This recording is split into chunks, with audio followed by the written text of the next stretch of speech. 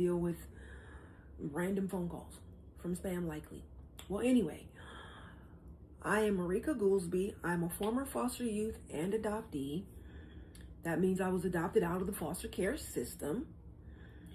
And I wrote a book about my time in care, which is this one. It's a story of survival, because the levels of abuse that I lived through, no child should live through. And we got to be focused on improving the system in a way that eliminates that type of thing, or at least cuts it way, way down to where when it does happen, everybody's in shock. Like, oh my God, that should never happen. So that's kind of my goal when I wrote this book. I wrote it for 3 distinct reasons. 1, to inspire those with lived experience to tell their story, educate people who have no clue about the system, and to prevent future harm. So this is available in my TikTok shop as well as everywhere else books are sold. If you have any questions about the memoir, feel free to ask. But yeah, I'm hoping the social workers are going to be rolling in any moment and having this conversation with me as well as everybody else that joins the conversation. Okay. So I was just about to put some music on because I like a little background music, a little dinner music. Oh dear. Let's see what we can find. Oh, this is a good one.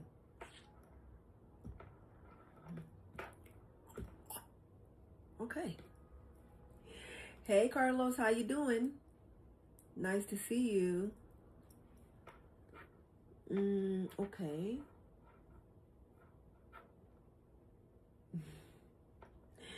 So yeah, every Wednesday we will be centering the voices of some aspect of the system. Today is social worker voices, just to see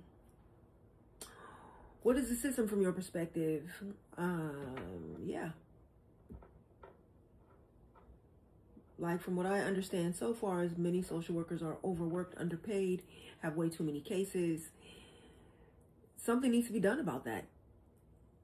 Like, as far as I know, nobody walking the earth is superhuman. As far as I know. And the sad reality is most people go into the field of social work with hope and excitement and like, I'm going to be helping children. I'm going to be helping families. I'm going to be doing some amazing work. It'll be challenging, but I'm up for it. And then a year or 2 into it, they're either already burnt out and quit, or already burnt out and starting to cut corners and taking dangerous chances. I don't know, from what I have heard, nobody starts out going into it like, I'm going to destroy families. Most people go into it with all these high hopes and dreams of what it's going to be like, and then, like I said, either quit or conform. And that is sad. Or the other way around. Say more, please. I'm guessing you mean they go into it, burn out, start cutting corners, and then quit, versus quit before they start cutting corners. I'm just guessing here. But we are just getting started. I would love it if everybody in here that can hear my voice can tap the screen and share this out, because that is how we get the app to support our live instead of repress it. I do love to have a panel discussion. Thank you so much for sharing the live, Carlos. I appreciate you big time. I do like to have a panel discussion. There are 3 different ways to get onto the panel. They all start with getting your daily Heart Me. So the first way, get your daily Heart Me and become a super fan. Boom, number 1. Get your daily Heart Me, participate in the live goal and the gift gallery. That's number 2. And then get your daily Heart Me and tap the screen 1K times, and share it to 60 of your closest besties. So when people send a request to be on the panel, I will be checking your stats and then inviting you to the panel or accepting you to the panel. The other thing to know is I do ask for a brief introduction, meaning name, age, pronouns, how are you connected to the community, and then your thoughts and your feelings on the topic. So, it's my strong belief you can't fix what you can't see. And if you're only looking at a small part of something, there's this whole other part you're ignoring that could be affecting what you're trying to fix. So, hey Charlie Beth, welcome in. Thank you for sharing the live with more than 5 friends. Awesome. And I just want to remind folks, when you are sharing, every time you push that send counts as 1 share. So if you are selecting like 10 people and you push the send once, it only counts as 1 share. That's why the power share is your best bet. Hold down the screen, you'll get a white box with a list of names and the word send on the side of those names. Just push send going all the way down the list. Now, of course, we would love it if all those people showed up, but that's kind of not the point. The point is to let the app know, I'm appreciating the space. Word of mouth is powerful, so please let other folks know. So it is a way to let the algorithm know, work, help us out here. Send more people our way. Because more people, the richer the conversation. So just to because I've had people be like, oh, I've shared with a lot. And then when I check their stats, it says only shared 3 times because I only pushed that send button 3 times. Okay.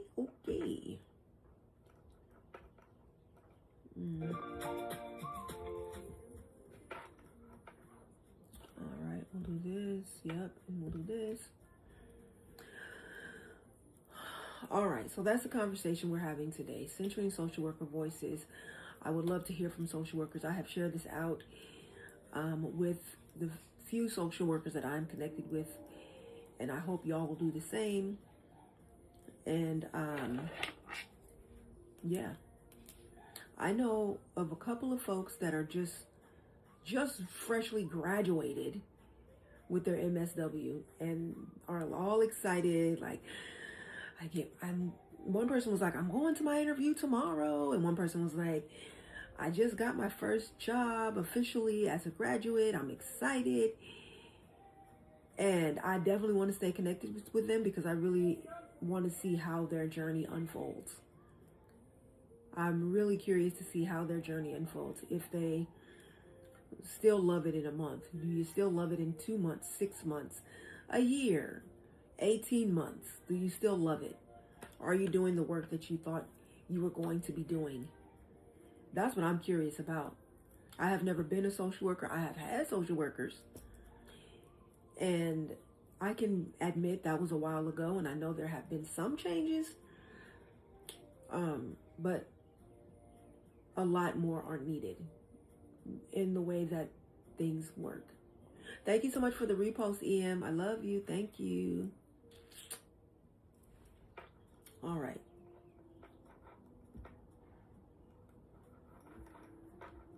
All right. So taps and shares are going up. More people are joining the room. And that's fantastic. Fantastic. All right, wonderful. Let me see who we got. Oh. Okay, cool. Thank you so much for getting your daily heart me, Carlos. I didn't even see that when that happened. I guess I was looking at the chat.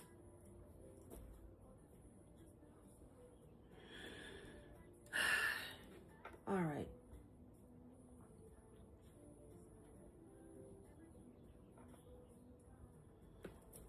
So yeah, this is the topic for the day. Every Wednesday we will be, we have already had a Wednesday where we centered adoptee voices. We've had a Wednesday where we centered former foster youth voices.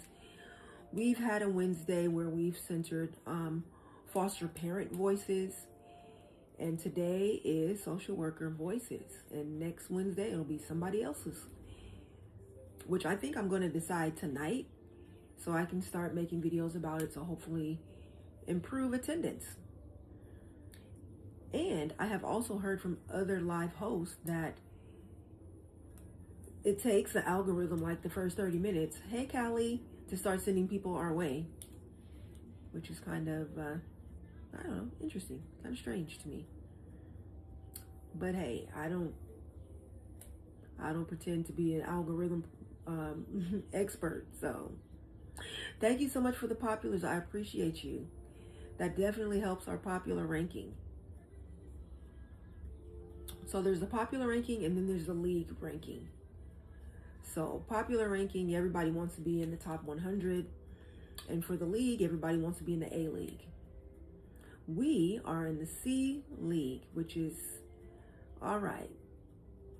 It'd be cool to get to the B league, but right now we're at a C5 in the top 99%. That's pretty cool.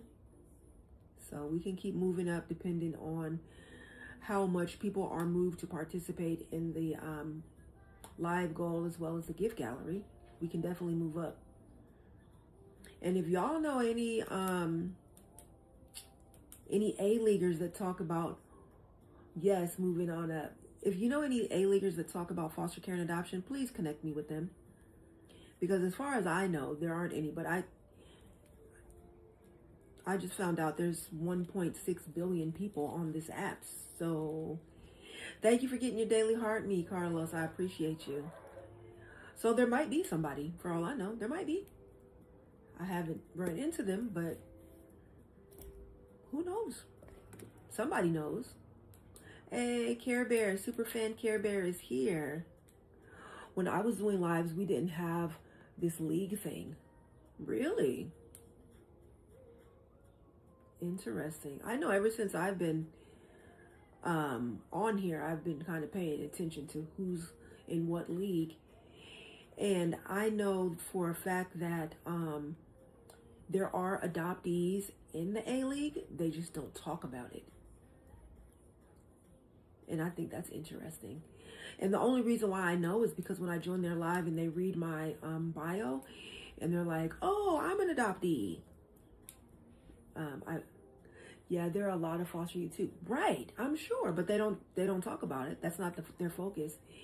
Right. I don't know. Everybody talks about what they want to talk about and be about what they want to be about, but I think that's interesting. Like I've had one person in the A League be like, oh yeah, I'm an adoptee. Adoption is beautiful. It's amazing. It saved my life. Let me see.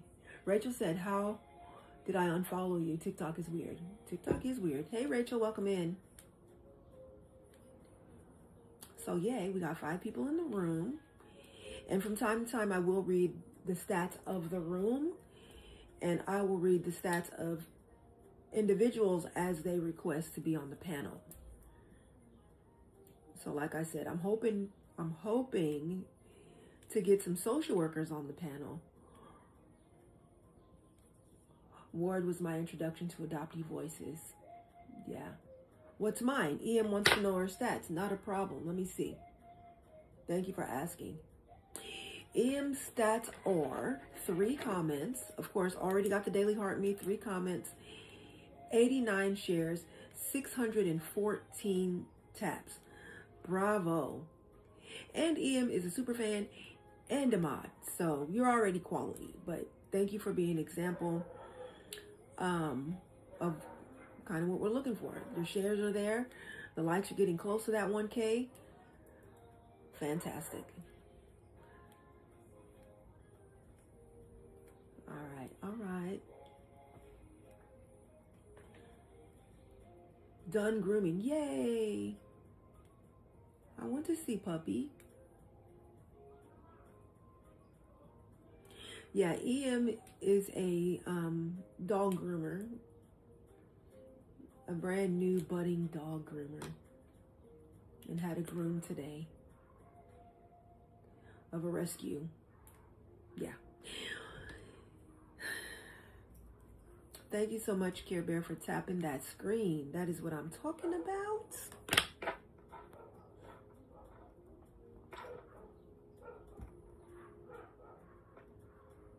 So yeah, I'm definitely going to send pictures to me or to... Okay. Oh, to me. Okay, thanks. Let's take a peek, shall we? Oh my God, he's so cute. Oh, that's amazing. That's a great job. Yeah, his mommy's going to be so happy when she sees that. I'm editing a manuscript, so I can't tap as much. So I will do another blast. Okay, thanks. I appreciate that. I appreciate that big time.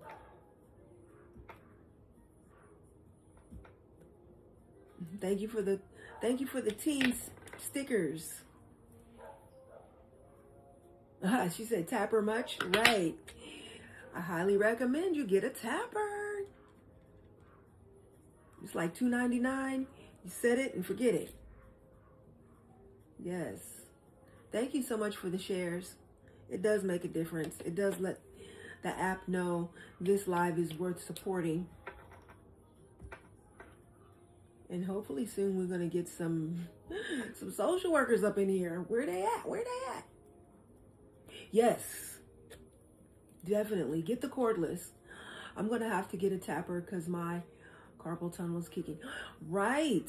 We don't want nobody getting flat thumb syndrome. We don't want nobody's carpal tunnel acting up. Tapper. They say, though, if you set it too high, it'll stop registering your taps. I don't know what too high is. I've tried to test that out. It seems like some people will say don't go over 15. I feel like I've been able to go up to like 20. So that's how it looks on 20 something. And then it'll kind of stop registering your taps and you have to like take a break and restart it or something. That's what they call getting into tapper jail. Which my thing is, if you don't want me to go above 15, make it to, that's all where it goes to is 15. It's upsetting to me.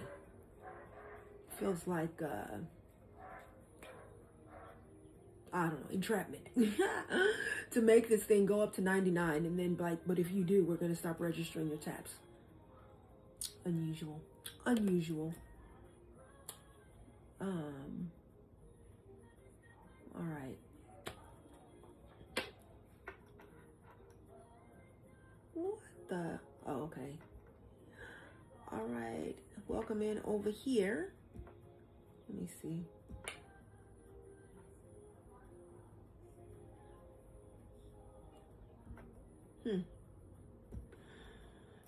All right. So I really want to have a conversation with social workers. I'm just going to keep saying it because I'm not a social worker. I know a lot of them feel like they have an impossible job. And depending on what state you're in, what county you're in, it's going to be different, which means what counts as a social worker?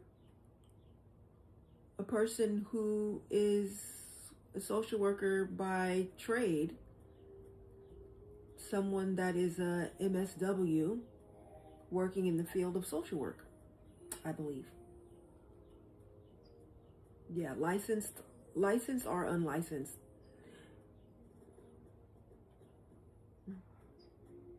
Yeah, thank you for the hashtag, EM. I appreciate it. Thank you for the hashtag FYP. I wonder if FYF would work better. Not sure. Hey, Oscar Victor, welcome in. For everybody that can hear me, if you have one coin to send a popular and save the roses for the panel.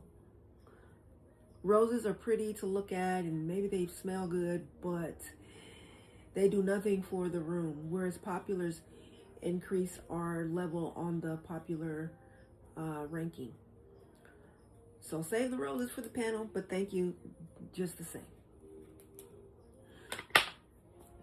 All right, let me see. Let's look at some stats here.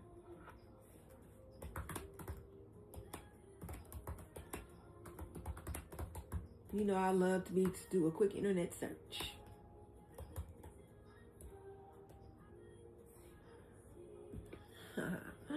Yeah. Okay.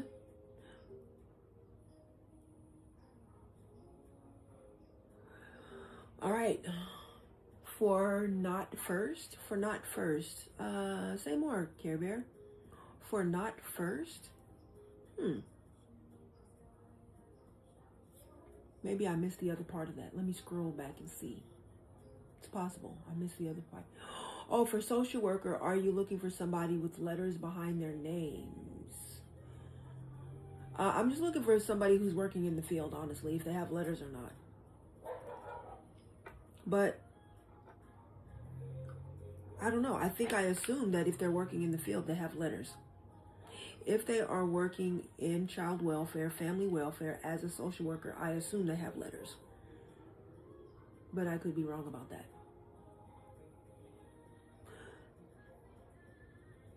Okay, that's a social worker. Case workers are different. They don't require a degree. Okay, good to know. Yeah, I'd like to hear from them too. I'd like to hear from case workers as well. That's why we need to specify the difference between case workers and social workers. Okay, duly noted. Okay, Care Bear said yes. Okay. But you're looking for social workers in the field of foster care and adoption. Yes, as well as case workers. Because the whole concept of case workers and case managers is new to me. I've only really been knowing about social workers that work with children and families. Not me then. That's a big conversation being had in the workplace. Really? You mean like which is more valuable, which is needed more?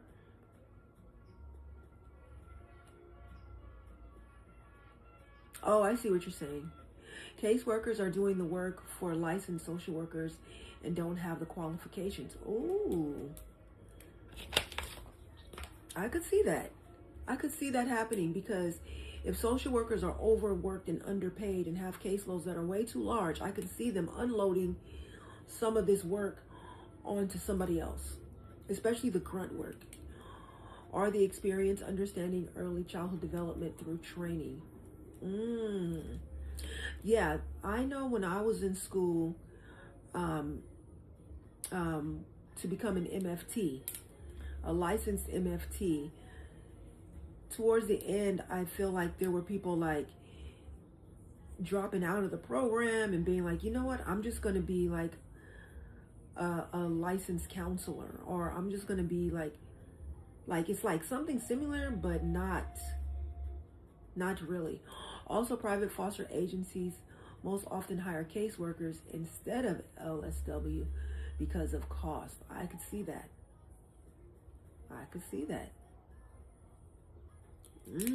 I'm taking notes.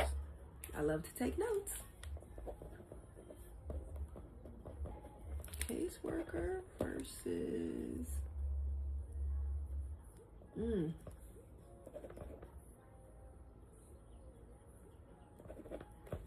okay. So that might be a real problem, because I was just reading online a social worker saying it's so hard to get work. Like she went through all this training, internship, like time and energy put in to not be able to find work because people are apparently hiring caseworkers instead. I think to save on cost. The same issue exists for us without letters behind our names and this spaces and conferences. One huge reason I'm going back to get my degree, because professionals try to overlook my work. Wow. They will also hire somebody that needs supervised hours, and then once they get them, they get the I know for me as a, trying to become a licensed marriage and family therapist, it is a jungle out there. It is a jungle out there. Like, people want you to be licensed already or work for free to get your hours. They get letters and leave and go do private practice to make more money. Man, money, money, money. Everybody wants it. So that's a real problem. That is a real problem. Oh, hi, honey.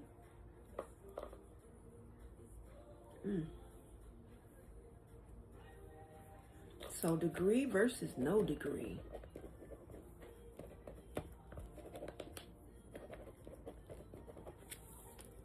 Is a big issue. I mean, if you're talking about social worker, if you're talking about therapists, it's a real issue. They don't get paid that money in the spaces that need them, right? But the benefit I am finding not having licensing is a privilege to bend policy for families. Right, I heard about this as far as therapists too. Like, a lot of people don't want to become licensed therapists because, there's a set of rules you have to follow. Whereas if you can just say, you know what, I'm a life coach, or something like that, then you can kind of do things unconventionally and make it your own. I feel like too, after I graduated, everybody was suddenly a life coach, and I was like, what the? Yeah, hey Nixie, welcome in. Thank you so much for being here. We are actually looking for some social workers to talk to. So far, we have not had any, but the conversation is still good nonetheless. This morning, we didn't have any either, so I don't know where these people are hiding out. Maybe they're at work. maybe they're at work. They ain't off yet. That's a possibility.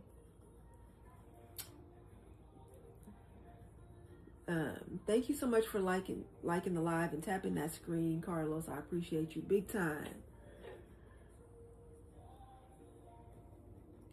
So yeah, people want to work. People want to work and do their style of work, and yeah. And it just makes me think about how I have been lost in podcasts and cleaning all day long. I understand. Also, to do this work ain't cheap. No, it is not. It is not cheap. I want this house and shit. I know you do. I already knew what was going on. I know you're going to be ready too. And congratulations again, Nixie. No, to do the work is not cheap, and people don't understand all the costs that goes into it. I'm talking like the practical cost as well as the cost to your emotional and mental well-being. We are going against a $27 billion industry. Yes, it's going to cost some coins to get your voice in the rooms where your voice needs to be. Facts. Yeah, and a lot of people don't realize it. So I feel like it's up to us definitely to let them know. Oh yeah, I had to take a long break mentally. It took me out almost permanently. Right. And that breaks my heart every time I think about it. But I'm glad you're still here and hopefully stronger than ever. All right, Care Bear is requesting. Let's check Care Bear's stats. First of all, Care Bear is a super fan, so boom, that qualifies her right off the bat. Care Bear has 17 comments, 60 shares, 388 likes. The shares are a little bit low, but that's okay because Care Bear is top quality because Care Bear is a super fan. All right, Care Bear, let's get your intro and your thoughts and feelings on the prompt. You have the mic. I'm Kira. I'm 51, she, her. I'm part of the community because I worked with families experiencing homelessness, and sometimes DCF was involved. I also worked with reunification. Yeah, I just want to address like the whole letters behind their name. So I worked at an agency that hired a bunch of people that had letters behind their name. It's LSW, I believe. And they did it to get supervision. Then when they got their supervision hours, they left and moved to jobs that paid way more. And that's the unfortunate part about this, is that the nonprofits that need them, or the agencies that need them, don't have the budget to pay them. And I understand why they want to get paid what they want to get paid, because they paid a lot of money to get the letters behind their name. What I will say on the other side of that is I've seen that the people that don't have the letters behind their name, that are working directly with the clients, go above and beyond way more. Like, I think I don't know what her name is. It's oh gosh. How do you pronounce her name? Who? It's WARDOFTH, this state. Oh, maybe Ward of the State. Ward of the State. Sorry. I was like, so when she's talking about like how passionate she is about helping her families. The pronouns are he. Okay, I'm sorry. Mm-hmm. Okay, how passionate he is about helping the families that he's working with. Yeah. And I think that I saw that the most with the people that didn't have the letters behind their name. They were doing it because they really genuinely cared. I disagree with money misappropriated. I don't need foster adoption stipends and high. I just think that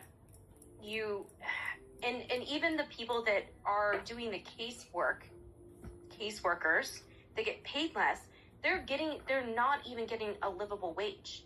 So they're being tasked with these highly traumatic situations, highly stressful, overworked, and they're not even being paid a livable wage, which is just so wrong. They're dealing with the most difficult situations, and they're not even getting paid a livable wage. And they're the ones that care the most, that are doing the most, that are like, I think Ward of the State was saying, like, they just want to make sure their families are taken care of.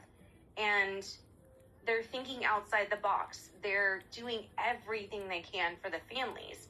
And that's so sad that they're paid so minimal, and they're doing the real work.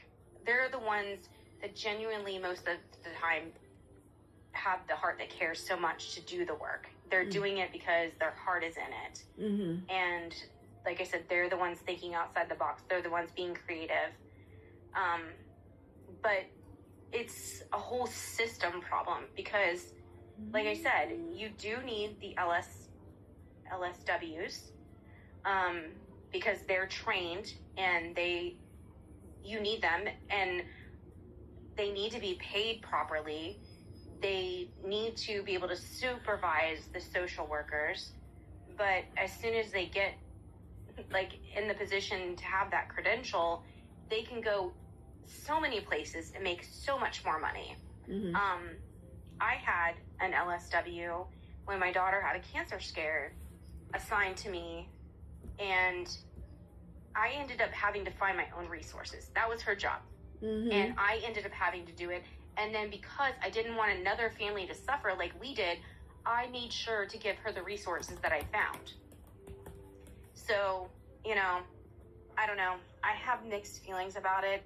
Yeah. I do understand why they want to get paid what they want to get paid, because they've paid a lot to get that degree and do all the work to get there. But what I have found is that they're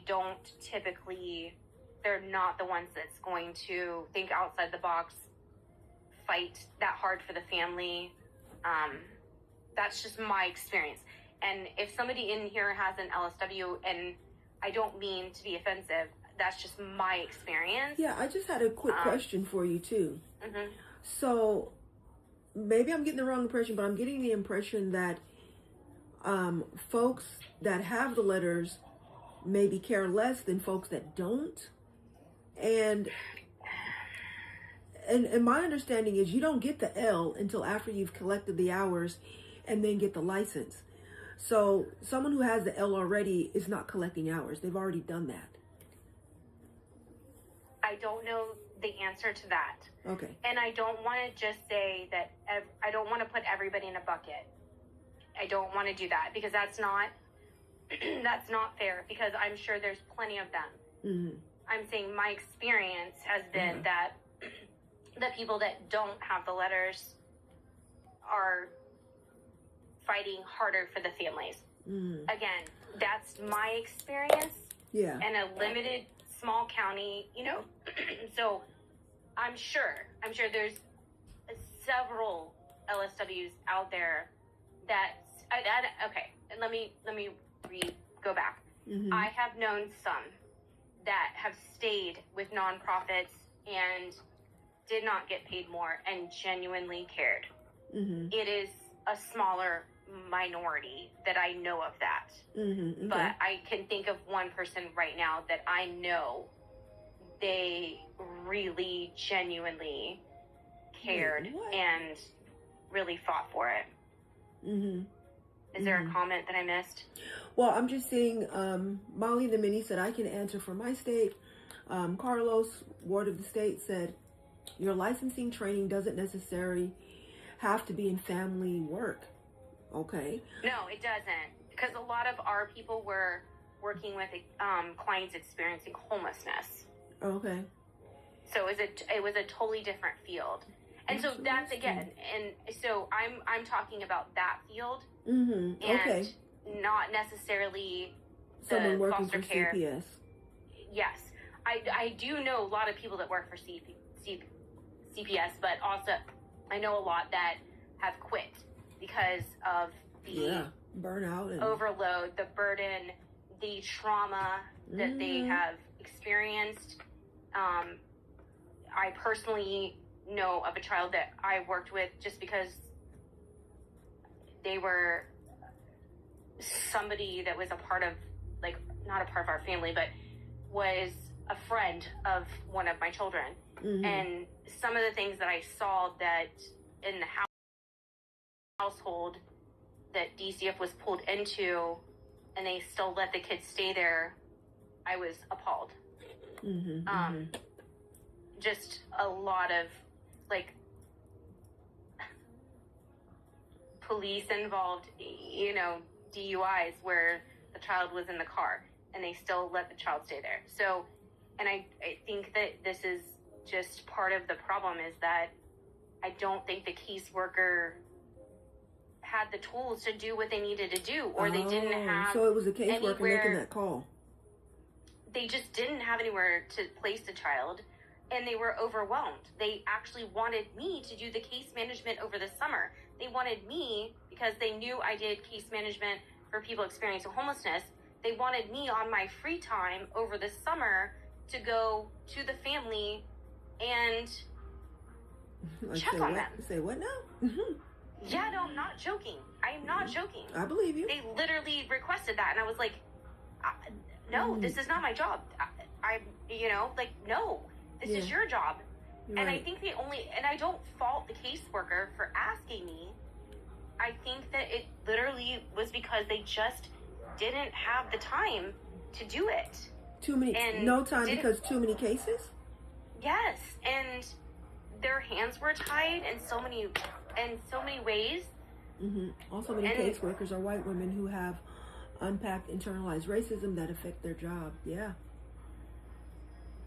And this family particularly had kids that emancipated because of the situation. But anyways, I'm not a social worker with letters, and I never did work in this field, so I just wanted to talk about the letters and what I'd seen, and I hope that I wasn't offensive to anybody. If I was, like, please let me know, and I'll definitely apologize.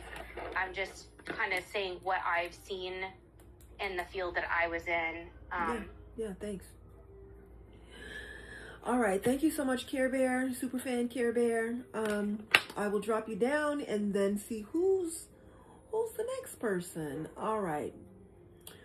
Actually, our next request is Carlos, then Molly and the Minis, and then EM. Let me check Carlos's stats. All right, Carlos has 28 comments, 21 shares, 521 taps. That's very low. All right, let me see what's up with Molly and the Minis. I do want to hear from you, so. Molly and the Minis has, let me see, hold on. Molly and the Minis has 9 comments, 0 shares, 454 likes, but Molly and the Minis is on. So, there we go. That's quality. All right, Molly and the Minis. Let me set your timer and let's get your intro. Okay. 1 second anyway, I'm going up the stairs. Okay. I'd say over half the caseworkers I know in Chicago are black women, but everywhere else been white. Come on, wow. Pink. And I have an idea about that, but go ahead. I'm sorry. My name okay. is Molly. I'm 35.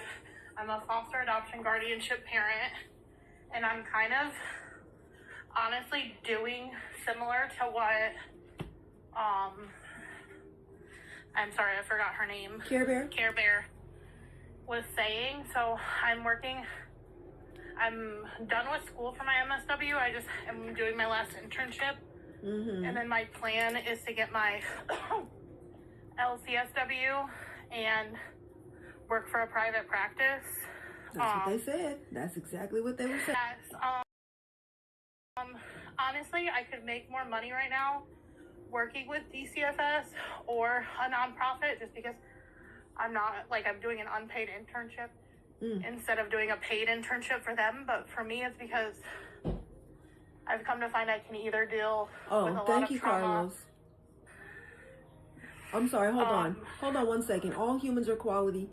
Yes, maybe just haven't yet met the requirements for the panel. Yes, thank you. I appreciate you pointing that out. I do say this often. All humans are quality. What? Yeah. Go ahead. For me, it's like I can either have a lot of trauma in my work life or my home life. And I really want to focus on my kids. And part of it is I can't work full time with the amount of kids and kind of the level of care they need. But yes, in my experience, I feel like part of it too is the good workers who give their all burn out, and then they go work at a private agency just because it's so much, like they're giving their all and they have kids or they have families. Another thing I've seen a lot, because I've also worked at social work nonprofits, is they work at the nonprofit for the insurance, and then on the side, I know a lot of people who on the side do private practice therapy for the money. So you have to have 2 jobs to kind of make it. And I don't necessarily feel bad that I'm gonna do private practice because I feel like I do a lot in other ways. And also my plans to do private practice and then also do like a nonprofit that I've talked about with like training on bodily autonomy for foster parents on how to teach kids and stuff. But yeah, I think there's a lot of people who start off in the nonprofit world and they mean well, but it burns you out. And so, well, see, in Illinois, like our nonprofits, like I'm responding to Care Bear, worked at a domestic violence nonprofit, and the insurance was great because we got a supplement, but when I worked there, they couldn't do bonuses, but they had a bunch of COVID money, so they gave everyone a $5 raise for 6 months, but then you went back down. And when I went back down to the $5, I was at minimum wage. Wow. Ouch. But I had amazing insurance. So, like, but people can't afford to live off that. Like, right. Granted, I didn't have my master's yet. I just had my bachelor's. But still, minimum wage with a bachelor's is, So, nobody can live off minimum wage unless you have, like, multiple jobs. Yeah, and I think, like, regardless I do of think what people state. mean well. And I think the other problem with the nonprofits is the people who don't care a lot and are just there to get a paycheck are the people who last because it doesn't take a toll on them because they don't care. So it's like the good people. I just can't imagine anyone would even go into the field if they don't care. Like, I don't think you go into it. Well, I don't know. Because part of it, too, is, like, I have caseworkers that have, they'll say related field, but they have, like, a completely different degree. Uh-huh. And, so they just took a job that was hiring, and they're always hiring for caseworkers. Oh, okay. So some people don't care in that way, but I think sometimes, like, you become hardened, and you have to, like, not care in a sense to, like, you have to create some distance. Yes, and as far as, like, yes, before I worked with agencies, like, in Chicago, almost everyone was white. Now, like, so many people that I look up to and am friends with and are, like, kind of, like, mentors for me are, like, very educated Black women who are supervisors, therapists, very confident. Like, I just, it's a lot, and I'm, like, definitely the minority. Like, I'm surprised if one of my workers or trainers is white. And I love that. And this is in Chicago, right? Yes. Like, I don't live in Chicago, but I live about an hour away. But the agencies I work with are in Chicago. And, like, one of my, she was, like, kind of a colleague, and she became a good friend. She works for a nonprofit. Well, she's the one that I told you about possibly coming to speak at the children's villages. And she does therapy on the side to make money. Because, like, you have to, yeah, it's expensive to live. But, no, I do overall agree with what Care Bear's saying. And in a way, I'm guilty of it. But, like, I don't think it's wrong to work for private practice therapy. And it's just going to be what fits and I would have worked, like, there was one that really helped me and my kids a lot that took Medicaid, and I wanted to work for them, but they offered me a paid internship, but, like, full-time, and I'm like, I can't be full-time, I have to spend time with my kids. And they're like full-time or nothing? They're like full-time or nothing? Yes, they said they don't hire part-time. Wow. So I didn't really have a choice. Like, private practice offers you a lot of flexibility. So I'm like, whoa. And the other thing that was really hard for me working at nonprofit is being on call, and, like, my nervous system just can't handle being on call. Right. Like, I feel like I'm on call with my kids so much, and just, like, wait, you know, have to have my phone on, waiting for the other ball to drop. Like, to be doing it at my work is hard. Were you in a now, union? as far as, like, no. As far as working at for DCFS directly in my state, they're always hiring, and I could make a lot of money. I remember I was working as a parent educator for a nonprofit where, like, you went in and you kind of, like, helped parents, like, bond with their babies, basically. It was through Head Start. And there was a DCFS investigation going on, and the investigator tried to hire me, and I was like, I don't even have my, like, bachelor's yet. Like, I'm still in school. And she's like, it doesn't matter. We're desperate. She's like, my caseload is, like, 5 times what it's supposed to be. Oh my God. And I'm like, no, thank you. I'm like, and it's not that I don't think that they're good work. I mean, not good work. Like, they're necessary, and you want good people doing it. But, like, I feel like if you have kids or young kids or kids with needs or what, like, it's just... It's a lot. Hey, Mother of Nations. Welcome in. But yes, I do see, my kids have had so many therapists who are just trying to get their hours and credentials and leave. It's just like a constant revolving door. So we always, like, once they're adopted or guardianship, get them on our insurance so that they can go to, like, a private practice. And that's not good, and we need solutions for that. I guess that in a way I'm guilty of it, but, like, it's not, for me, it's not really about the money. It's about, like, the lifestyle. But yeah, I mean, I think Care Bear is, like, right on point, and it's hard, and the revolving door of caseworkers is bad. We've been fortunate enough with my 10-year-old, we've had the same caseworker now for, like, a year and a half. So that's pretty good, but yeah, I don't know, that's kind of, but yeah, I'm guilty of the same thing. I'm getting my LCSW to work at private practice and have my side projects that are, like, not for money. Yeah, that you actually have time and energy for. Yes, and that way I can take a step back if I need to. Like, I can't have my... And if you see, there's a lot of TikToks about how toxic nonprofits can be, and, like, absolutely. Like, that happens, and I think it's just because people are stressed and they're trying to keep their agency afloat, and, like, there's so many things that, yeah, I don't know. So that's kind of my take. But yes, I'm doing the exact same thing. I think also unpaid internships are so a barrier for people. So wrong. Yes, it's a big barrier for people.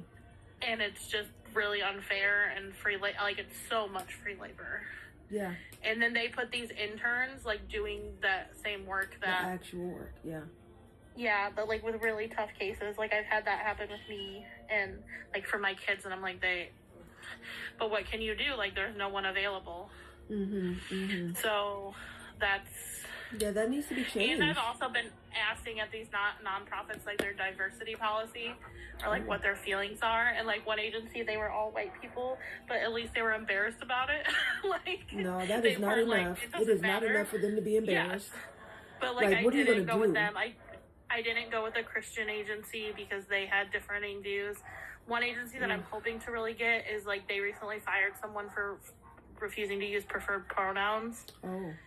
And so I was like, okay, like, putting your kind of money where your mouth is what I'm talking about. So anyway, that's my take as someone currently doing it. I feel like it's going to be 10 years before I get my LCSW. I'll have my LSW in a few months, but the CSW, you have to get 3,000 hours supervised by someone who already has their LCSW. Right. So, and for me, working part-time, that's going to take probably 4 years. Thank you so much. And thank you. To me, that is proof of really wanting to do this work, because that's a huge time investment. And as far as, like, most social workers being white women, depending on where you are, to me that checks, because when I think the same is true for becoming a licensed MFT for me, right? I know when I was in school, getting towards the end of my degree, and I believe it was like the last 2 years, you need to start collecting your hours. Now, I had classmates who could depend on family. They didn't have to pay rent.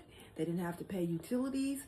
They didn't have to buy food. They were like, I'm staying with my parents. They're taking care of everything while I'm working and not getting paid to collect my hours. I did not have that luxury, and went through multiple jobs for different reasons, just trying to collect those hours. So you have to have a support system to work for free. And sadly, a lot of folks like myself don't have that, just because of generational poverty and, trying to, very hard to do something different. So yeah, we're talking about centering social worker voices. We have heard from one person so far that is becoming a social worker in the processes of becoming, so then they can do private practice. All right, let me see who else is requesting up. EM, let me check your stats. Okay, so first of all, EM is a super fan and a moderator, and my wife, has 19 comments, 134 shares, 3.8K taps. Yes, you are accepted. And just to be clear, everybody, all humans are quality. I'm talking about engagement being quality. So just to be clear. All right. Oh. What were you going to say? I don't have anything. Oh, okay. I just wanted to do the moderator stuff. Okay. Are super fans still going up? Yeah. Like, just put them up? Yeah. Go ahead. That's what I wanted. Okay, thank you. All right, everybody get their daily heart me. Share this out, tap the screen. That is how you support your live host and support this space. While EM is bringing up the rest of the Superfan team, I will go over the stats of the room. So right now we have 14.3K taps, 473 shares. Awesome. Our league is a C5, I believe at 80%. 99%. Okay. C5 at 99%. And we have 7 people in the room. Let's continue these stats. We have been live for exactly 1 hour. We have had 63 viewers. And this live is made whopping 23 cents. And let me see who's okay. All right, cool. I do want to hear from, I really would love to hear from more social workers or folks becoming social workers, or folks that are retired social workers, or folks that just straight up quit, because I have encountered people like that, like, oh yeah, I quit after the first year. Oh, I quit after, 2 years in or something like that. Christina said Care Bear said to Christina, definitely doesn't make any sense. Figured I would comment here instead of text. Okay, I don't know. All right, let me see. Who do we got in the room? Okay. All right, so yeah, that's kind of what we're talking about today. Hoping to connect with some social workers out there to see. I mean, I think it was really eye-opening to really distinguish the difference between a caseworker and a social worker, licensed or unlicensed. These are definitely things to look into, because all of these different levels are going to have different experiences. Don't we have a member of the team that is starting in this field? Yes, we do. I haven't seen her in a while, but we do. We do have a wildflower.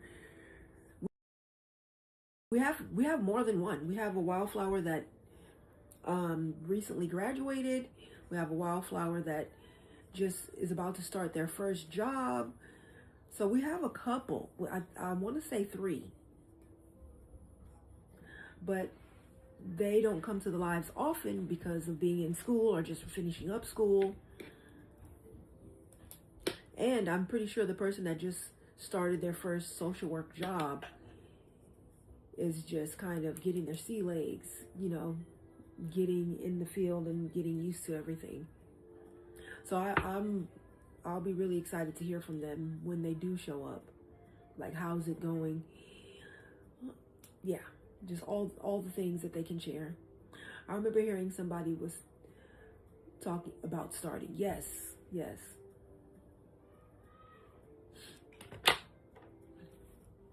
I have something that happens when working for a nonprofit related to adoption that I haven't shared. All right, let's hear it. We're going to give Molly and the Minis an additional 5. Okay. So this is like really vulnerable because it like really hurt, but I feel like I know most of you guys in here. Mm-hmm. So when I was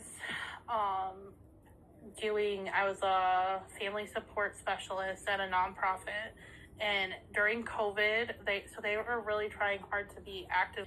I love that. They unfortunately kind of did it wrong during COVID before I got there, where they had a white accountability group, but then they wouldn't let people of color join it, which you can't have like a whites only group. That's bad. So they were kind of swinging the other way, and there was someone there who didn't like that I had adopted children of color, which like I understand, but unfortunately they kept like making things up about me, which is really hard because it wasn't like a misunderstanding, it was just a lie. It was deliberate. And they claimed that I asked them to come to my house and like braid my kid's hair, which like I would never ever do. Like, that would be weird. I didn't even ask. Like, I was looking for hair shops, but I didn't even ask people at work. Right. I didn't want to point it out. I didn't compliment anyone's hair. Like, I was really cautious. Mm-hmm. So I got pulled into HR twice for being like racist because of that. Wow. I didn't get in trouble, and my boss like went really hard for me, and other people who were in this. They had like a group for people for like employees of color. I don't know, they called it a POC something group.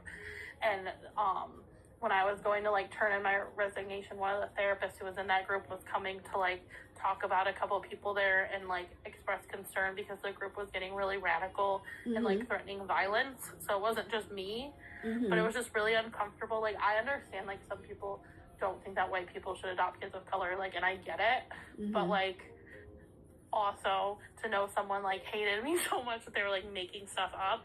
And even though I didn't get in trouble and like my boss kind of like rode hard for me, it was just like really hard.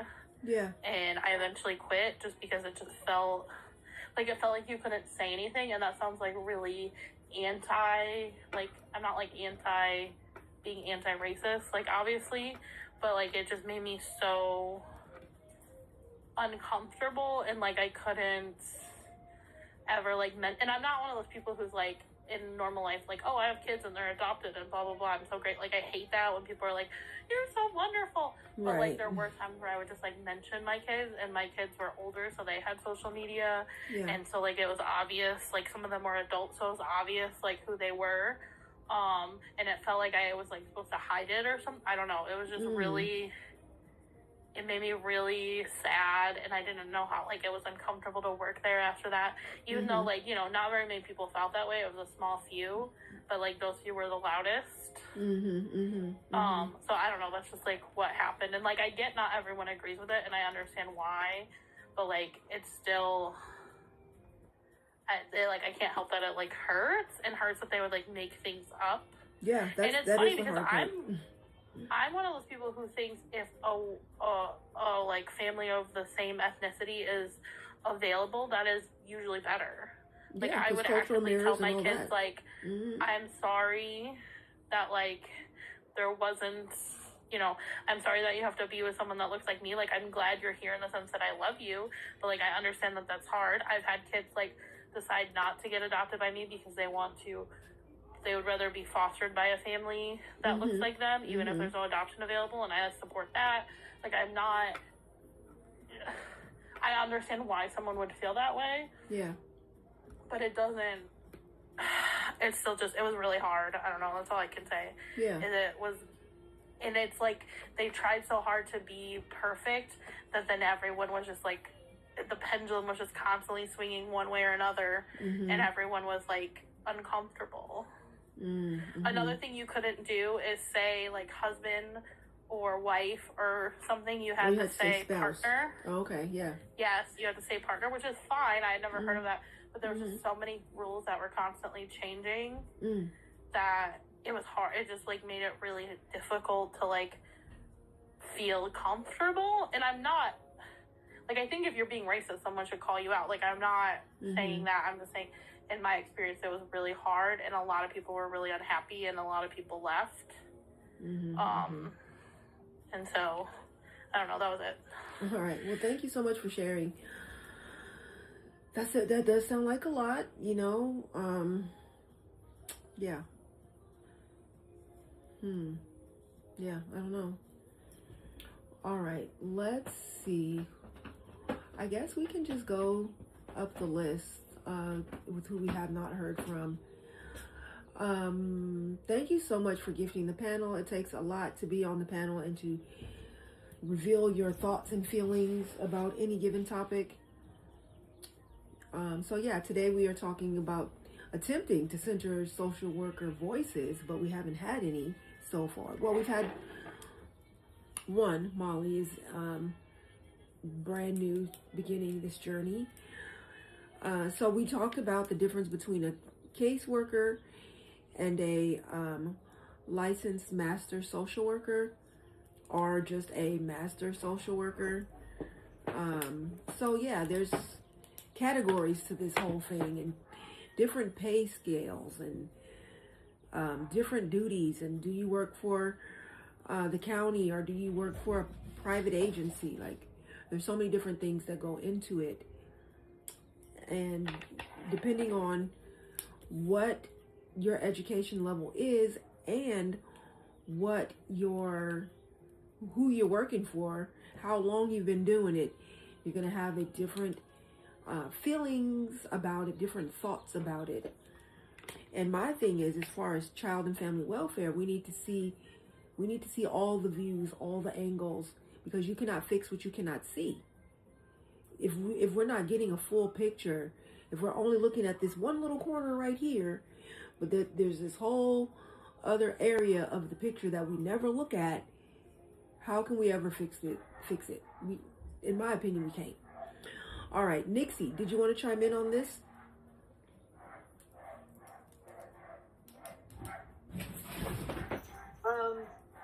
honestly, I'll go ahead. Let me hear your intro and then go for it. hi, Nixie 39, she, her. I mean, Care Bear, the autocorrect isn't wrong. Go ahead, Nixie. Former foster child, adoptee, and now, hopefully, soon to be former bio parent.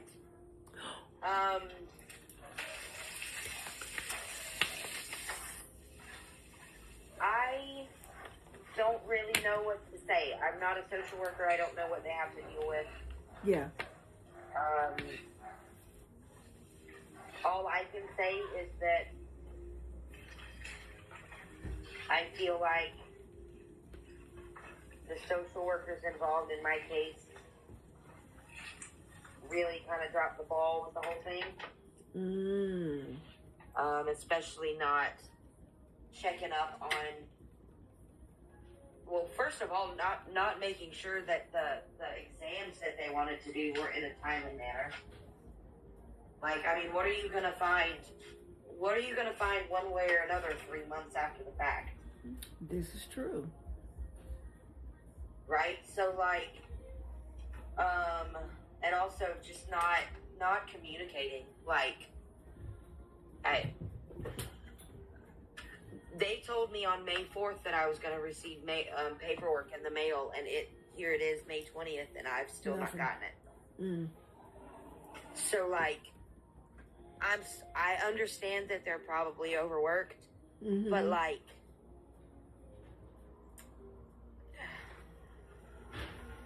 just because you're overworked doesn't mean that a case that may not be as serious as some of your other cases Dropped. you know, gets completely dropped and just kind of let to sit and kind of just burn because hey, you know, that's a fire, but it's not a huge fire, right? Or it's just barely smoking. It's barely smoldering. Right, exactly. Like, I kind of feel that's a little bit what they did with my case. They were just like, well, this isn't really all that serious. The kids are safe right now, so let's just let this thing burn for a little bit, you know? Yeah. Especially since the new caseworker has had my case since the 28th, right? And she just contacted me on the 19th. Wow. Like, she's had it since the 28th of April. Right, and it's, May 19th. I mean... No. Yeah. So I just think that they drop the ball sometimes. I think they just let things burn. Because... And again, it probably is because they are overworked. But like, you know what? It seems to me that if a case is not that serious, it will be real quick to be like, boom, boom, boom, case closed. Yay, moving on.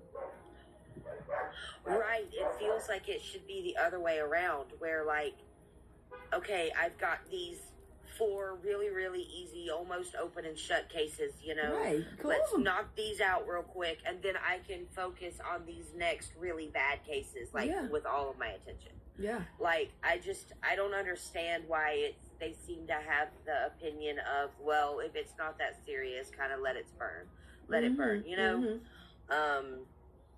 Because it's not child-centered.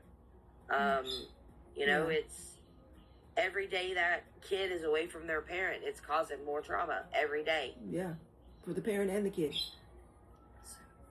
Yeah, so, I mean, I don't know. I've the way I've seen it, the system doesn't really care about bio parents. Yeah. Yeah. I mean, all indication points in that direction. Yeah, I don't think they care at all about bio parents. I really don't. And again, this is just from my personal experience, just the way that my caseworkers have interacted with me, right? Yeah. So I can't speak for all caseworkers. Right. But I do feel like they let this go on a little long. You know, if they cleared me, they should have cleared me and then let me have the kids back, you know? Right. But instead, it's if I get her back Friday, today's the 20th, it will almost have been 90 days. And I remember someone in the live before saying they're shooting for the 90-day mark. I don't know about that, but it is kind of interesting when you're saying that there's something about the 90-day mark, something with the funding, something with, I don't know. I don't know either. That's pretty interesting though to me. Anyway, but like I said, I mean, that's just from my perspective, and I'm not saying that all caseworkers are bad or subpar caseworkers, because I'm not saying that at all. Right, because everybody's different.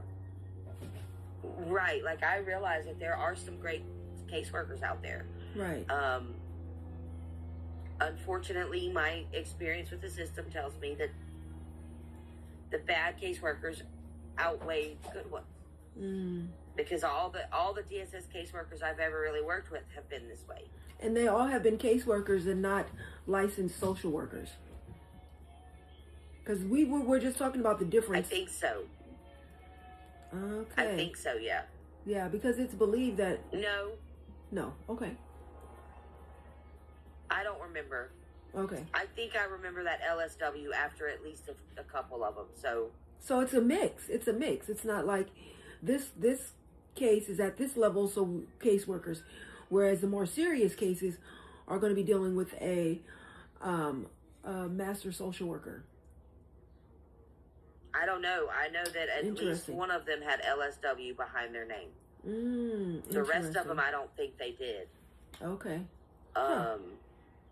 Yeah, we don't even know how the cases are assigned.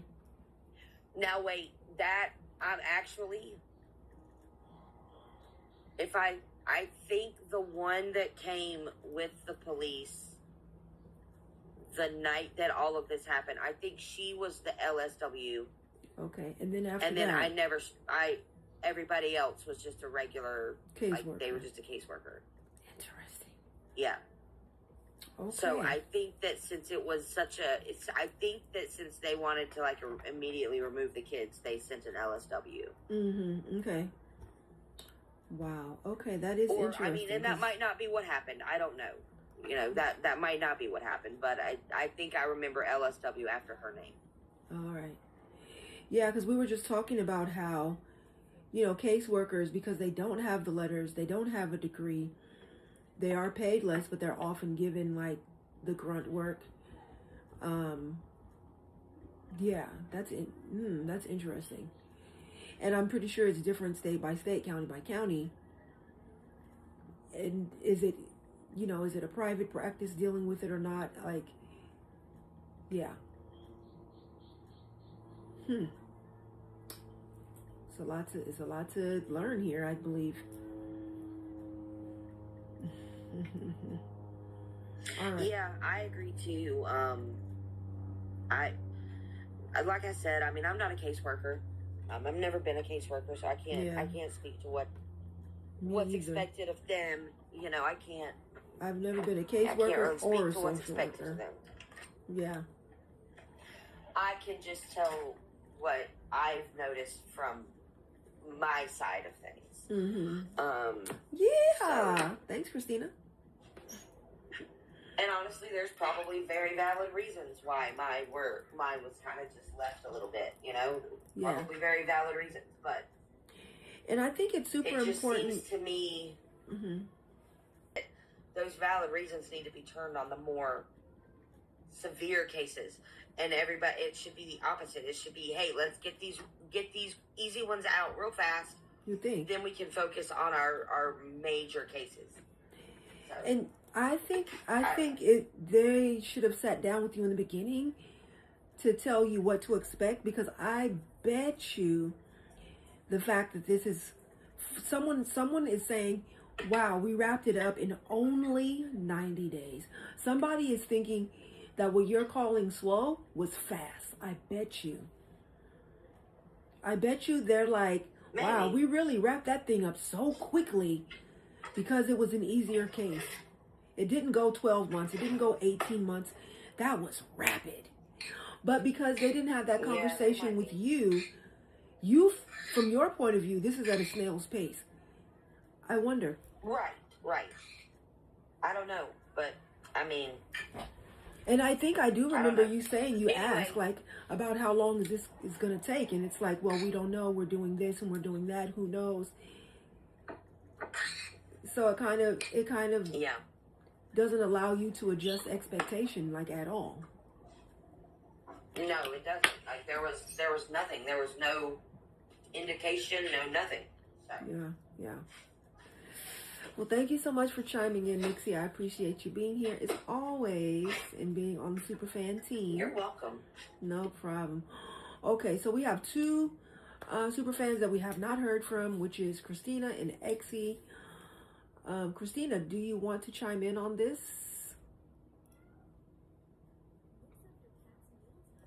Yes. All right, awesome. Let's get your intro and your thoughts and your feelings on the prompt. I was hoping to hear from more social workers, but we have not. We ain't found them yet. Maybe they're still at work, but go ahead. So I am Christina. I am 34 years old. My pronouns are she, her. I'm a former Head Start teacher, and 3 of my nephews have been in the system, and 2 of them I've had through kinship. So I feel like sometimes this is in a sense, double-edged sword. Because I recently had a caseworker threaten me with DFS. With CPS, that's what it's called here in Missouri, it's DFS. She threatened me. And I said, I don't think your boss is going to find that very funny, you threatening people. Oh. And she was like, oh no, it was meant for a sign of respect. I was just telling you, I know how situations like these end up because I work for them. I'm like, oh really? So the threat was of respect? Yeah, no, that's a threat. Like, don't play me. I know what this is. Right, wow. Anyways, so there's that, and then you get people like that. And so it's very frustrating, and it's very hard, and it doesn't make a situation easy for anyone in these situations. And then you can get, like, my sister-in-law is a social worker with inside the school, and she helps families she helps with as far as filling out paperwork for school lunches and stuff like that to get free lunches. She provides resources to local families. She'll work with students one-on-one if need be. You know, I mean, my sister-in-law does a lot.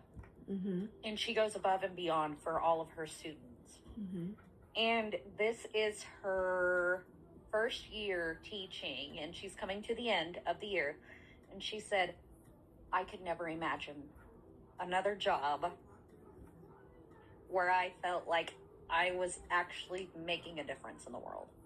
Okay, so she's doing the job she wanted to do? Yeah. Yes, and she does great at it. She has provided so much more for so many families. Okay. And, there has been, different people writing in because I guess the school had collected them throughout the year and didn't say anything to her about it, but she had parents writing letters thanking her for the work that she did and the resources she provided and the programs she got different people hooked up with, to help them and their families. Yeah. And she said, this is what this is. She said, I want to make sure that no child has to go through wondering where their next meal comes at, if their lights are going to get shut off. Yeah. She was like, I can't imagine, because she grew up in a very different lifestyle than a lot of people. You know what I mean? Like, she went to a private Catholic high school, and you know what I mean? Like, she did not grow up absent from the silver spoon. But she truly does amazing work. Well, and that's she awesome. fights hard for people. And I love her for that, but, you know, and then you get the double-edged sword of the lady who threatened me. You know what I mean? So it's like, it's either like you get like the really awesome, amazing people who are in this for the right reasons, who just want to make a difference. Yeah. And then you get the people who are gung-ho and it's a giant, you know, whose is bigger contest. I'm going to show you who's the boss, you know? And it's like, ooh, I don't like that. That doesn't make me trust you as a person, first off, let alone somebody who should be handling cases of whether families are being ripped apart or not. You know, like, that's kind of like that, but someone like Wirt, who helps family and provides resources. She's amazing. Nice. It's always good to hear about someone actually doing a good job. Yeah, she did her internship through the state, actually. And she worked with DFS, and she said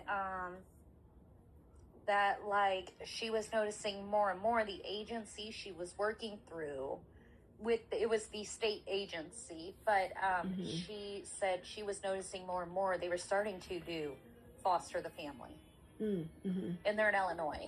So, I mean, hopefully that is something that's getting on track for them.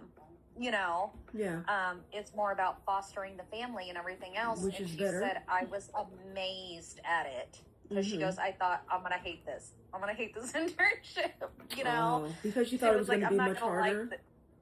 Yeah, she thought it was going to be a lot worse and that she was going to have to see all these different scenarios and stuff. And she's like, but this isn't my field. This isn't what I'm doing. Like, I want to help families. I want to be there and provide resources and, you know, keep families together. She goes, that's what my whole thing is. And it's like, okay, calm down. You know, it wasn't as bad as what you thought.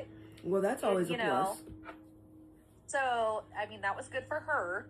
But, you know, like she said, like, she's like, I love my job and I couldn't imagine anything else. But yeah, it can be hard. Or just like, definitely. You know, Nixon, like, they haven't talked to her. They haven't said nothing. And it's like, why? Yeah, a phone call is so easy to make. You know how quick a phone call is? No. Or even just a text, because a lot of the times they text you. Okay. And so, you know how quick it is, Cinda? Hey, I'm this far along. So sorry. Been busy. I will try to reach out to you Friday at 2:00. I will give an update. Yeah, I mean, like I said, maybe it's a matter of too many cases. I don't know, but... Right. You know what I mean? It's just like, I feel like it's often... And I'll never understand that, why they shove 15 cases on one person. 15? And the other one doesn't have it. Yeah. Well, you know what I mean. Well, here. More like... Sorry. I'm from the little area, remember? Right, depending on where you are. Yes. Yes. So, like, here, they may have 15 cases on one caseworker, or even 20 or 30, but 5 other people in that office don't have anything. Oh, I have never heard that. And, no, they do it all the time here. Okay. And so it's like one caseworker is, Missouri. And we are in the Podunk area. My whole county is 6,000 people. The whole county. Okay. That's all the towns. Wow. You know? So, and I mean, we are a little Podunk area, but they do 2 counties together. They do our county and the county right next to us. But still, it's very much not as it seems. You know, a lot of times, you know, safety plans instead of children being ripped out. Yeah. Is what a lot of these cases are, and a lot of it is miseducation. And that's why I'm like, no, more people need to be educated in things, because we simply were I guess, spare the rod, spoil the child type of environment, if that makes sense to people. Like, you know, corporal punishment's the only way to take care of a kid. Like, that's motto around here. And it's like, no, it's not. So many people get carried away with that, too. Yeah. And so then you get these other cases brought up, you know, of things going too far. And so then it's like, well, if we would have had the education, then, hey, this is what we do. And that's why I loved Head Start, was because not only did I get to work with families of navigating the difficulties of children with autism, so we would help families and stuff and everything, and help them navigate and plans and everything else, or this is what we need to do. Either they were safety plans for the child's safety. It's okay to put a lock on the outside of the bedroom door because it's for their safety. It's okay to put an alarm on the window. You can do those things because they're a runner, they're a track star. Yeah, you know, for kids that elope. Yeah, for sure. Yeah, some kids are. And so, like, I worked with that, but Head Start was very much about, even on our parents' nights, we would have nights where we would do, like, mini mock classes, and the teachers would actually give a lesson on why we don't do certain things in Head Start, or what's the latest research in the education out there that we can provide to families and help educate them further too, as far as, you know, ABCs, or, you know, not doing certain punishments, how one bad behavior, you have to do 30 corrections in order for it to be corrected once the bad behavior is done. Wow. Well, wow. Thank you so much for chiming in. It sounds like, I can't imagine a county that has some social workers with no cases. But I guess, you know, growing up in San Francisco, as far as I know, most social workers have more than the required number of cases. So, wow. But yeah, thank you so much for chiming in, Christina. I do appreciate you chiming in. All right, let me see. If everybody can do a power share, we can get more folks in the room chiming in on this. Especially, hopefully, social workers, because that's the prompt. All right. Well, everybody is doing their power share. I just want to go over the stats of the room. We have 41.3K taps, 635 shares. Our league is a C5 in the top 80%. Yay. And we have 6 people in the room. Let's continue. We have been live for 1 hour and 33 minutes. We have had 87 views, 0 new followers, 11 gifters. This live has made $2.85. Bravo to everybody that is here.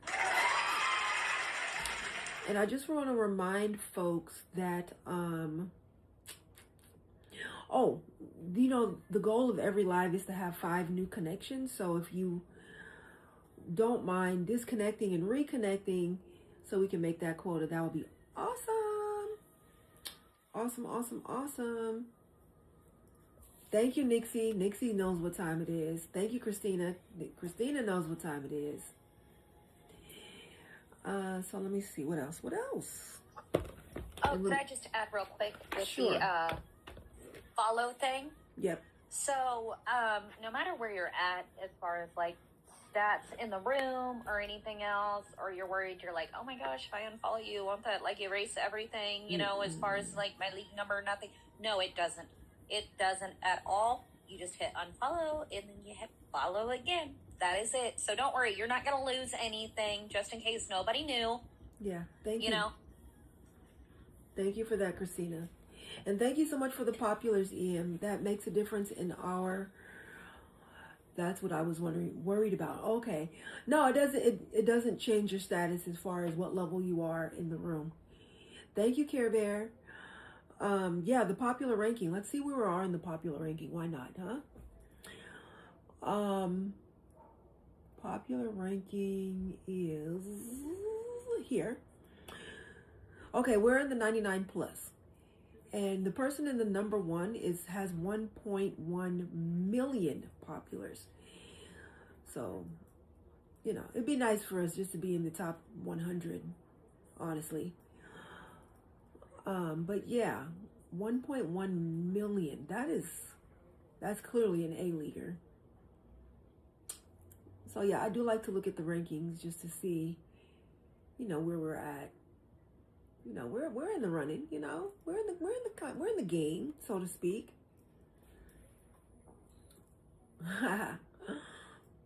Yeah. So yeah, we have been talking about social work. What's the difference between caseworkers, social workers? What's the difference if you have a degree or not? What's the difference between working for a county agency versus private agency? Apparently private agency offers more money. Like, how do we change that? How do we make working for the county an attractive position where you're not overworked and underpaid? How?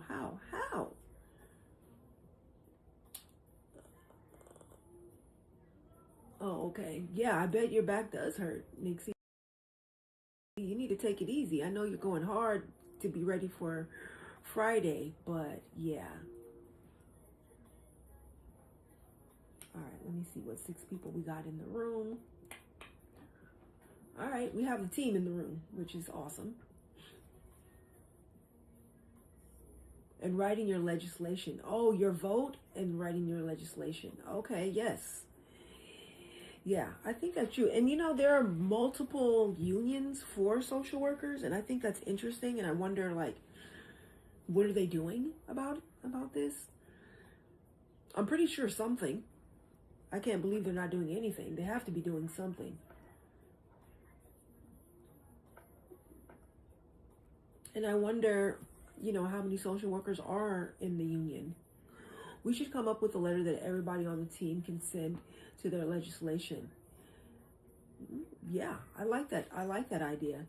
I also like the idea of seeing what are unions doing for social workers and what's already in progress, what letters have already gone out. You know, we don't want to write a letter and they're like, yeah, we're already working on that, thanks. I don't know. Or actually, we're working on that. Yeah, if you just do a quick internet search, there are, let me see,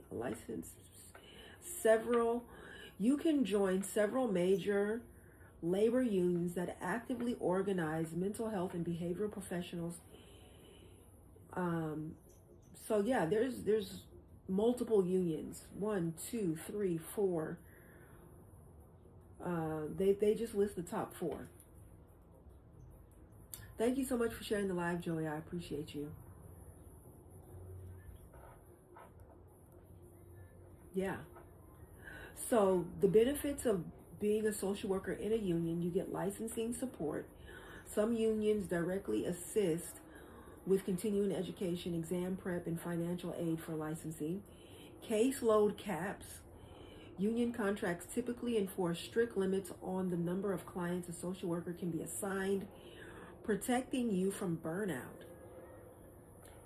Professional resources. While unions handle your working rights, you can connect with broader social work policy and networking by exploring the union. So, yeah, I think that's pretty cool. And maybe if there were no unions, you would have a caseworker with 100 cases. I don't know. You know.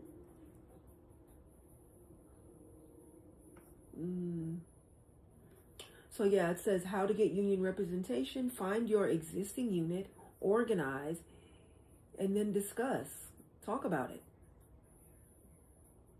That's pretty interesting. I'm really interested in wondering how many people are and is it really making an impact in the day-to-day work? Maybe.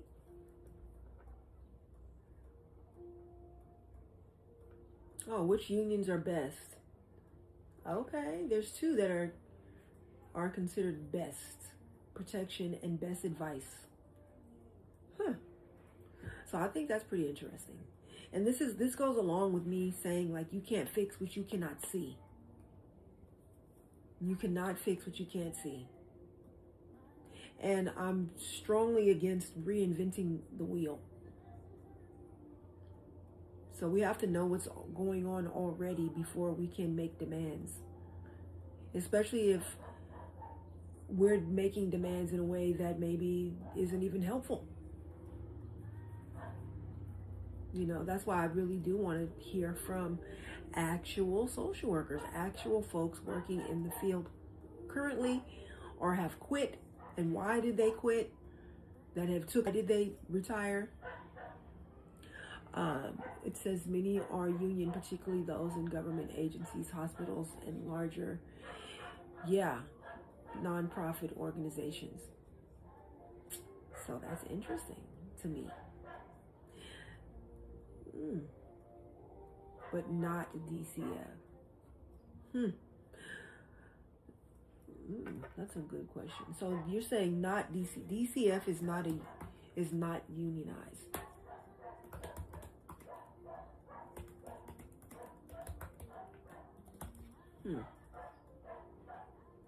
Oh, it says here, yes, many DCF and Child Protective Services workers are represented by labor unions. Many, but not all. Yeah, in Florida. I see that. DCF is our service in Florida. It depends on the state. Yes, and that's another issue about not having things be across the board on a federal level. Because some agencies some states have it, some states don't. Some counties have it, some counties don't. And that's a huge part of our research, is figuring out who has what and is it even working. And who can we connect with? Who can we partner with to figure some of this stuff out?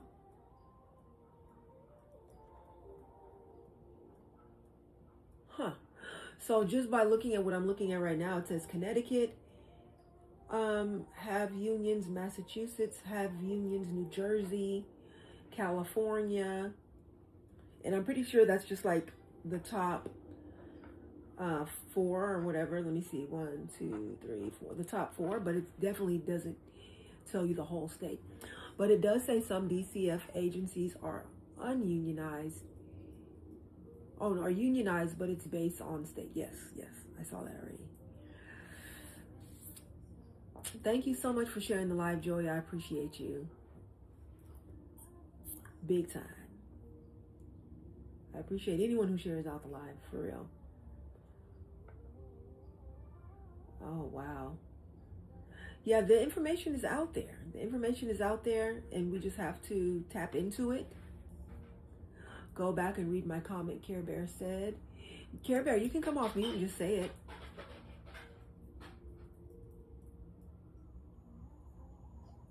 Hey, sorry, I always want to be respectful. I appreciate that big time.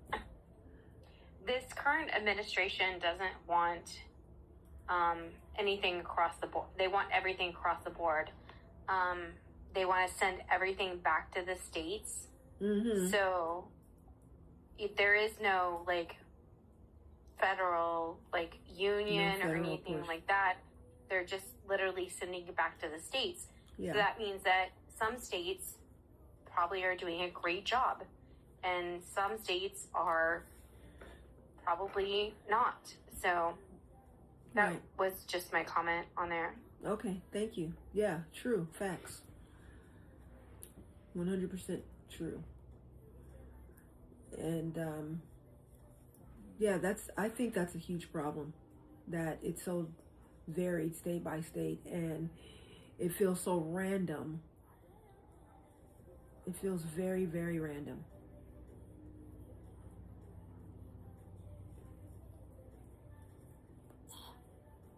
And that's not cool.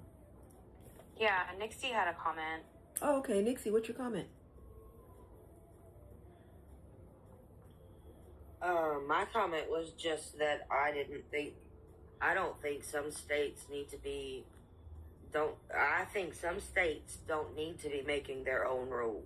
Right. I'll agree. Mm-hmm.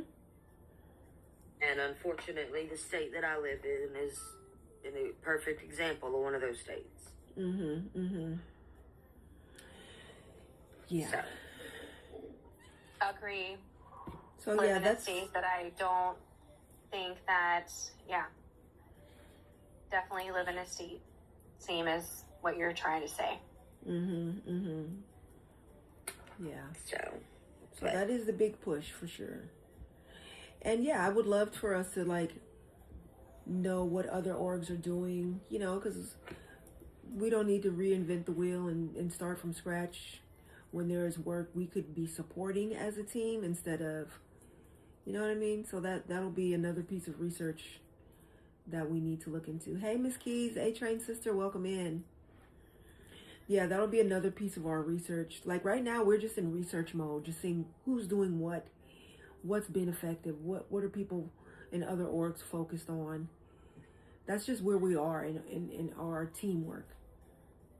And I think I think that it's really easy for us to put together a letter that we all edit and decide that we feel like this is a good letter to send about what we want.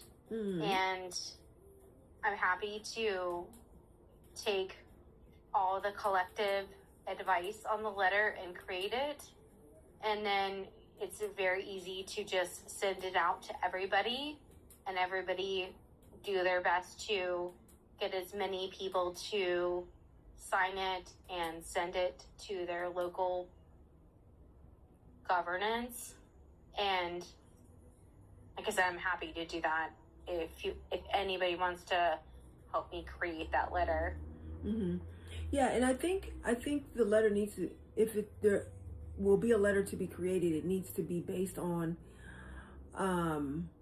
what has already been demanded before, like and what the need is.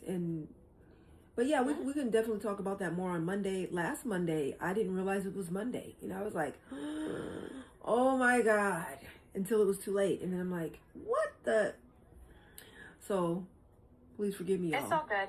Please forgive me, y'all. But EM was like, did you go to a superfan meeting? And I was like, what? Today? I didn't even get an invitation to it. I don't know how to participate in it. Okay. I'll reach out the to superfan from Victoria. Yeah. And I don't even know how to participate. I'll reach out to you before it happens on next Monday, because that's basically how everyone has yes, it was a hard week. That's right. And we give grace for hard weeks. Thank you. I appreciate that. And we give grace. Lots of grace.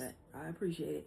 But yeah, I think the last few folks that joined got the invite literally like 20 minutes before the meeting started and figured out how to get in. So I guess that'll happen again. Yeah, Nixie figured it out on here, right? Didn't you? Do you remember how to do that, Nixie? Yes. Okay. Is it something that can only happen while the meeting is happening, or it's something that you could guide her through right now? I can guide her through now. Okay. Oh, Nixie, just send me a text message, girl. If that's okay, send me a text message, and I'll take your guidance through there. All right, cool. Okay. I'm glad we're getting to the bottom of it. Is that okay, Nixie? Yeah, that's fine. Sorry, I'm sorry. No, don't apologize. I don't want to add more work to you. I'm trying to remember how to do it. It's okay. Joey just sent me something. So. Oh, okay. Awesome. Okay. Yeah, because I know I don't want to other add folks know more how to work do to it more than me. Other folks know how to do it way more than I do.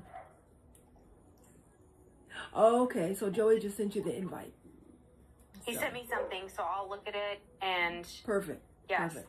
Thank you, everybody, for being helpful, and I really appreciate that. And Nixie, I appreciate you trying to help me. I really do.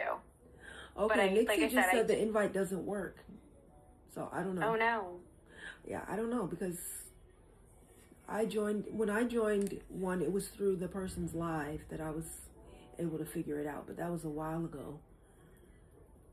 Next thing you know, that's the other link.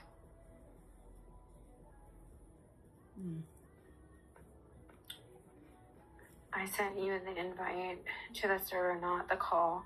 He has my number. Nixie has my number. Y'all work it out. Christina has my number.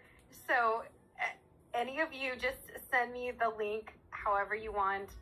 I will make sure I'm there and do the best I can to be there. Cool.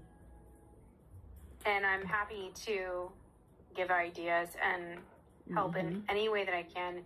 And if I can create a letter that helps put this out there and that we could all send and sign and get other people to sign and send, I'm happy to create the letter.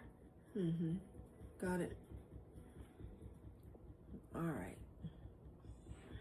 All right, let's see. We have been live for 1 hour and 51 minutes. We have had 103 viewers. We have 4 new followers. I'm hoping for at least 1 more. We have 11 gifters. This live has made a total of $3. And we have 50.6K taps, 804 shares, which is awesome. 6 people currently in the live. Our league is still a C5 in the top 80%. And bravo to everybody here. Yay. Awesome, awesome, awesome. Oh, thank you. Let me see. Did that work it out? Let me see. Not yet. It may take a minute to adjust the number. But thank you so much for the power. You big time. I appreciate my super fan team. Yeah, my heart is just like, oh. Because this think tank is where we talk about it. We get some agreed language, some agreed goals, educate people, raise awareness. But the superfan team is our what are you going to do about it team? What actions are you going to take? And I absolutely love that I have a team that is like willing to do some stuff, make some calls, write some letters, send an email, like connect with other orgs, reach out to other orgs. It's so important. All right. I think everybody on the panel has chimed in. Let me see. Is there anybody in the room that has not chimed in? Nope, not at this time anyway. So yeah, I believe this live is winding down. The team is amazing. Yes. Yes, the team is amazing.